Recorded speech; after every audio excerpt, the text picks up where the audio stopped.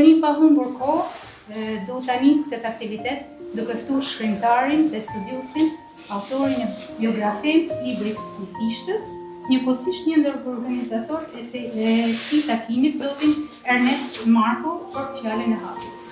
Këtë takim përkujtimor, 85 vite, besoj se janë një jetë e mirë e robit në këtë tokë. Në botën tjetër janë shumë pak, në përjetësi janë shumë pak, po të përkujtohet 85 vjet edhe të vinë kaq shumë njerëz edhe me gjithë përpjekjet që ka bën diktatura, regjime më përparshëm, që ta nxjerrë nga shpirti dhe nga bota njerëzve nuk jam rrini. Sot 85 vjet, ai po i bën namshim në jetën e vërtet. Patër Gjergji, të parën gjë që i shkoi mendja me bë, që pa shqiptarët u mungonte një këngë si Lahuta Malësisë, u mungonte një këngë simbol, të cilën popujt tjerë këngë të tilla i kanë ndërtuar para 2000 e 3000 vjetësh, para 800 vjetësh, kemi në Spanjë edhe në Gjermani. Shqiptarët u ra rasti që ta bëjnë të fundit, s'kishte dalë më përpara një Patër Gjergj tjetër me bë, dhe e bëni Lahutën e Malësisë, tamam për si ilaç për shpirtin e shqiptarëve, mi i bë me dashkër atë dhe ai u foli për Shqipni kur Shqipnia nuk ekzistonte. Kjo është gjaja. Filloi më ndërtu mas Lahutës, filloi më ndërtu Shqipëria. Pastaj Patër Gjergji kur e pa se i ka lazdru pak si tepër shqiptarët, du i njoh mirë se kush janë të metat që ata kanë, u kthye dhe bani dhe Anxat e Parnasit, bani dhe Gomarin e Pavatasit. Për me ngrit në vlera artistike edhe më të larta, shkroi Mrizin e Zanave. Kur e kuptoi se kanë nevojë për libra, për shtypshkrojen, për bibliotekë, për teatr, filloi dhe i ndërtoi ato si një mësues i thjeshtë e një shkolle, diku filloi u mor me këtë punë, deri dhe me skicat, deri dhe me vizatimet, deri me skenën e teatrit, bani çdo gjë me durët e veta dhe menimin e frejtërve tjerë që nuk ju ndan kurrë dhe nuk u shputën kurrë prej tij dhe nuk e lan kurrë në balë. Jo vetëm vepra e tij, po dhe jeta është në mënyrë të padiskutueshme, e jashtëzakonshme, e lidhur me çdo moment historik të Shqipërisë. Gjergj Fishta është aty prezent me dhënë kontributin e vet dhe me bën atë që mund ta bëte ndajherë bote vetëm ai dhe askush tjetër. Mos më shpërndahen shumë data, Kongresi i Manastirit është një moment krucial. Do thoni ju një alfabet bën, por një alfabet ishte alfabet përbashkues dhe shqiptarët kishin nevojë për elementa të tillë përbashkues. Bëhet 4 vjet para shpalljes pavarësisë, kur nuk e dinim a do ta shpallnin apo jo. Kur shumë njerëz deri në 1919 akoma kërkonin autonomi. Edhe deri një orë para shpalljes pavarësisë, aty në Vlorë ka pas njerëz që kanë kërkuar autonomi. Fjalë e kuptojmë edhe vetë se në çfarë periudhe ka vepruar. Në kohën kur ishte Shkodra e rrethume, Hasan Reza Pasha, që ishte komandanti, i kërkon me shkruajt një këngë himn për me e knu ushtarët shqiptar. Hasan Reza Pasha, që ishte një pasha i Perandërisë Osmane, që nuk ishte shqiptar, kërkonte me ngjall patriotizmin e shqiptarëve, se shikonte edhe ai se ushtria ishte demoralizuar dhe donte që shqiptarët ta kuptonin se po mbronin vendin e tyre duke mbrojtur Shkodrën. Se shumë veta mund ta shifshin se po mbronin një cep Perandërisë Osmane, por po mbronin Shkodrën, që ishte një vend, një qytet i shqiptarëve. Dhe kënga e Patër Gjergjit këndohesh me fjalë tek ushtarët, edhe me dashamirësinë e Hasan Reza Pashës, se e lejoi këtë punë, e kërkoi bile një gjë të tillë. Patër Gjergji është kur ngrihet parlamenti i parë shqiptar, kur bëhen zgjedhjet, kongresi i Durrësit më përpara.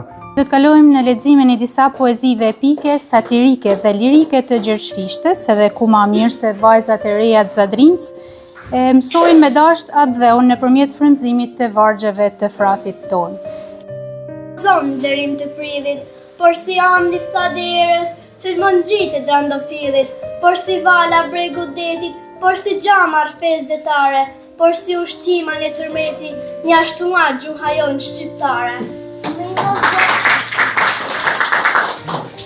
Mimo zotë tim kini muë, 500 vjetë kishin kalue, vetë se të bukrën këtë shqipni, tur po e majti rëpni, këjto alatë mirën gjafë, frymen të jadzon janë, as të i lanë një drit me pa, kur të keqen pa jada, rihe mos edhe me kja, me lullim minit në ngurë, me lullim gjopërt në ngurë. E batallat vargjevister, bahen pash, bahen ministe. E I bien shtjelm sa hani qlines, ka të tjekun drella shpines. E pa I qit zaval kaptines, pa prek pen, pa prek përmen. Tu I tall e tu I gërball. Ndu e Leshi, I cili do të na përcjell momente të këndshme me virtuozitetin e tij.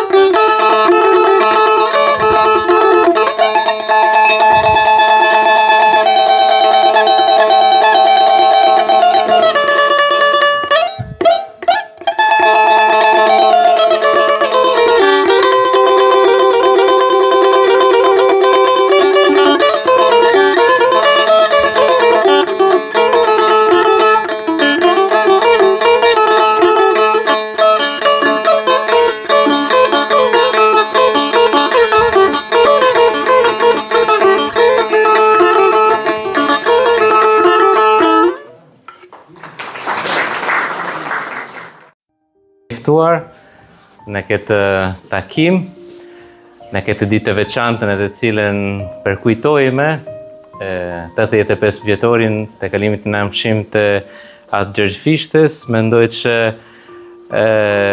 është shumë interesante për mua. Mendoj që do të jem I vetmi huaj që flet gjuhën shqipe në këtë takim. Këtë gjuhë shqipe si që tha për para që ka qenë themeli I kombit dhe ka qenë një veprimtari e ti e veçantë dhe për mua mu duket shumë interesante. Kjo gjë, mirë, vetëm desha t'ju përshëndes, pasi jeni në dioqezën tonë, ju falenderoj për ftesën, thosha edhe ju përgëzoj për takimin që keni organizuar, sepse figura e tij është e madhe, sigurisht nga ana kulturore, që I keni cekur edhe ju, por për ne, si dioqezë nga ana shpirtërore, si prift, si frat që ishte, normal ndoshta ne vlerësojmë më shumë punën e tij shpirtërore, baritore në këtë dioqezë, në kuvendet ku ai ka qenë I pranishëm. Mendoj që përveç aspekteve letërare, kulturore që të tjere do t'i cekin, për mua është shumë e rëndësishme që t'u kujtoj e të paktën në mvizoj një aspekt që ndoshta është tamam për ne të krishterët. Fakti që atë Gjergj Fishta na kujton që të krishterët pikërisht sepse njohin dashurinë e Zotit, pikërisht sepse e duan fort Zotin, Krishtin, kudo që kanë qenë, kanë dashur gjithmonë vendin e tyre. Ju përgëzoj për takimin dhe ju uroj një takim të mbarë. Faleminderit. Të pranishmit që janë këtu në këtë sallë, gjithashtu përshëndes në mënyrë të veçantë organizatorët e këtij takimi të kësaj masdrekje me shumë rëndësi për 85 vjetorin e atë Gjergj Fishtës. Unë po I lexoj disa gjëra, por ndonjë edhe ka dalë. Asnjërit besoj se I vërtet veshi, por është më me shef për atë që u përmend u ripërsërit.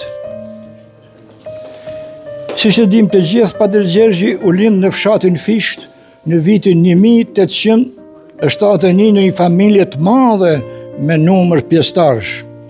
U pagzu me emrin Zef, fillimisht, por sipas rregullit fetar, ai mori emrin Gjergj në përgjasim të Shën Gjergjit dhe me një objektiv për të ecur gjithë jetën në rrugën e tij, gjë që ndodhi realisht. Sipas Pashko Bardhit, shok shkollë me tem, Fillimet letrare të Gjergj Fishtës janë vargjet përshëndetëse me raste festash për bashk studentët e tij dhe kolegët që nga viti 1886, kur ishte 15 vjeç. Këto vargje përshëndetëse nuk arritën deri tek ne, dhe as libri i shkruar prej tij kur ishte gjakon, i titulluar Bejta të gjakonit të ri. Demonstroj pjesë nga lahuta e malësisë te kënga Lidhja shqiptare e Prizrenit.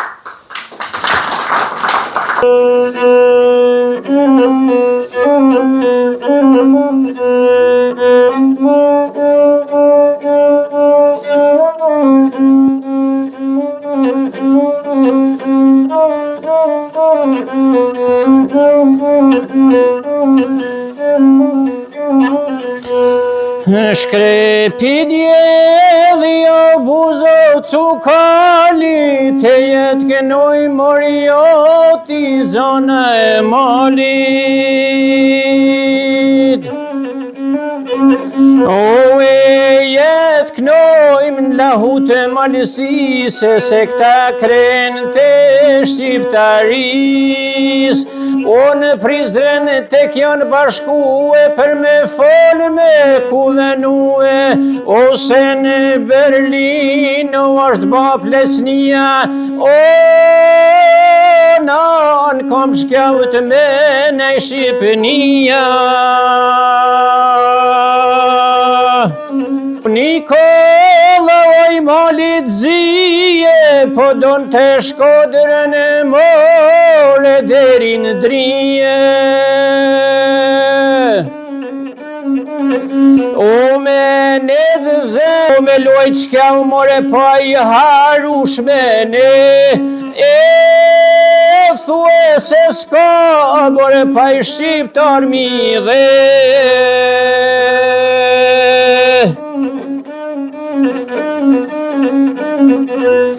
E ma ka dal, more shka dhe vraftë more, më stërni pa o të kastriotit. E në bashë me kënë o cari Rusise, nuk ashkel troje Shqipënis, se kur për jetor o di shqiptarit, s'ka me i randor gospodarit, si bjene do Shkodras malësia. Ej, pa u farue, e o kret shqiptari janë johe.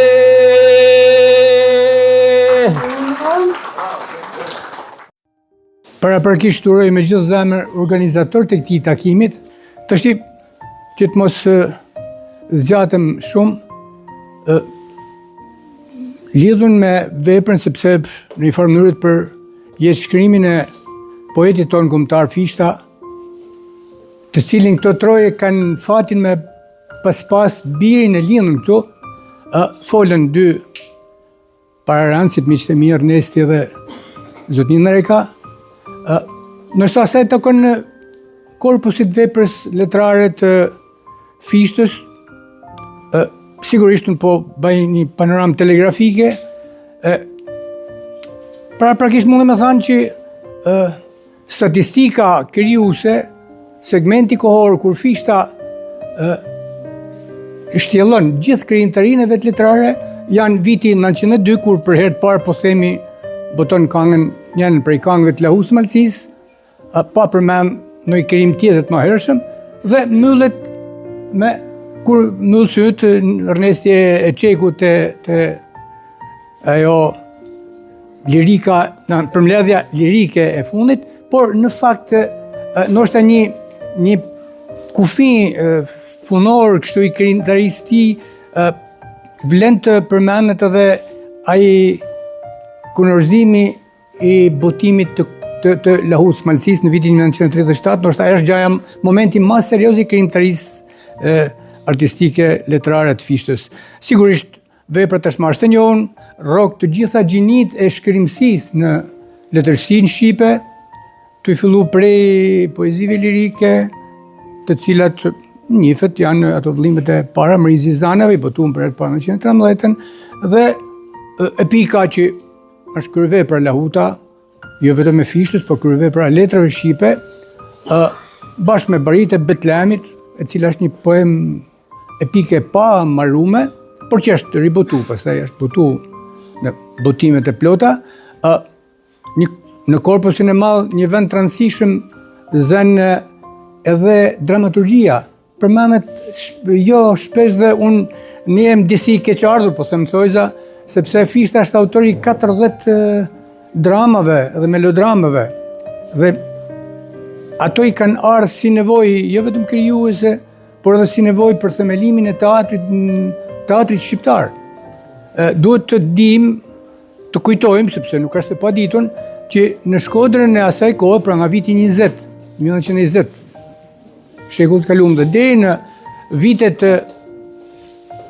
në përfundimin e luftës dytë botërore, në 44-shin, në Shkodër numëroshin 6 salla teatrosh, 6 salla shfaqjesh, ma pakta prej të cilëve kishte 200 vende.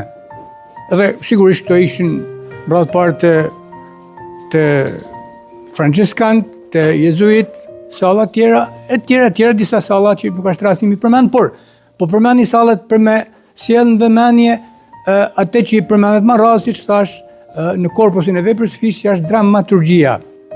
Përtej kësaj, vend transishëm dhe shumë spikatën në letrat shqipe zën letërsia satirike e Fishtës.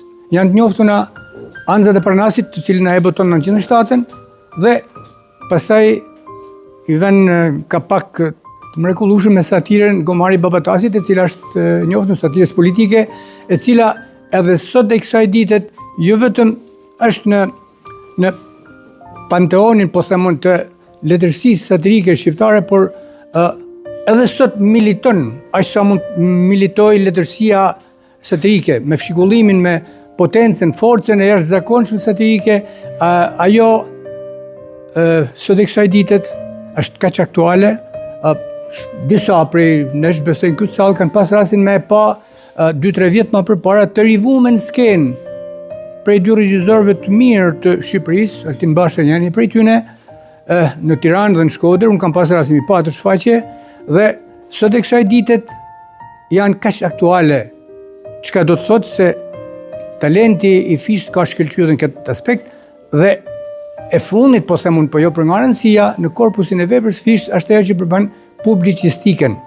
Duhet ta dim, dhe dim sigurisht, por duhet ta kujtojmë shpesh edhe gjithë ta përmendim që Fishta, aq sa është ky shkrimtari kolos i letrave shqipe, po kështu është personaliteti më i shqumë pa dyshim që vullos epokën në të cilën jetoj, në kuptimin social, politik, zhvillimor të këtij vendit.